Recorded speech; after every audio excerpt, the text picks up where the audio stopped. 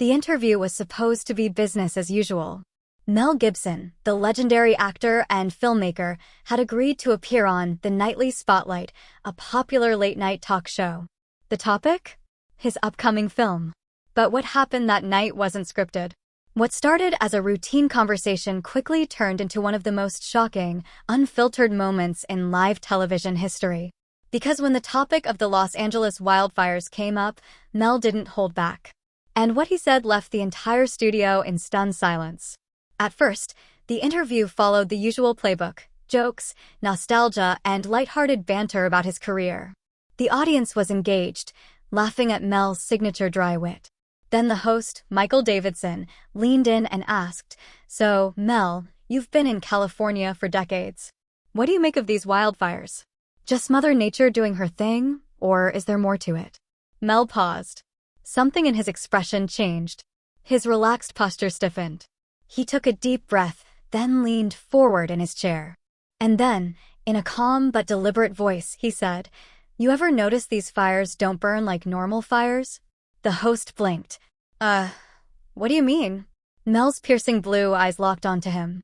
"I mean, why do these fires burn some houses to the ground, but leave trees standing? Why do steel beams in homes melt, when wildfires don't burn hot enough to do that? Why do cars look like they've been hit by something far hotter than a regular fire?" The studio audience went silent.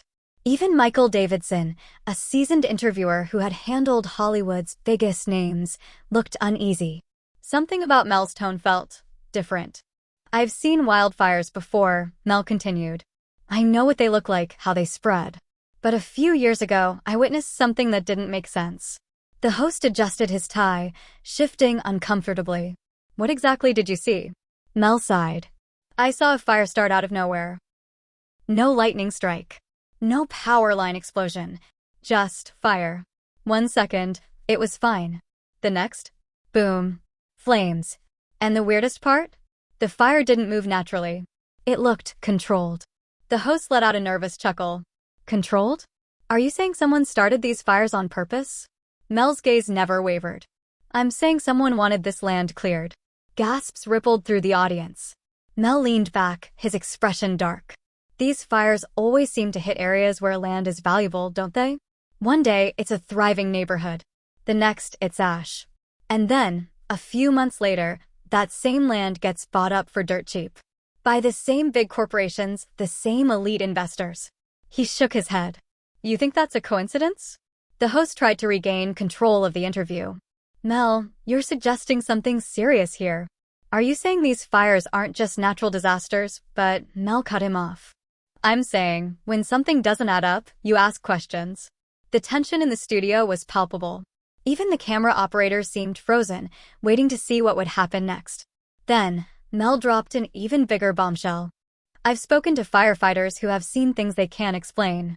Fires that start in multiple locations at once. Homes burned from the inside out.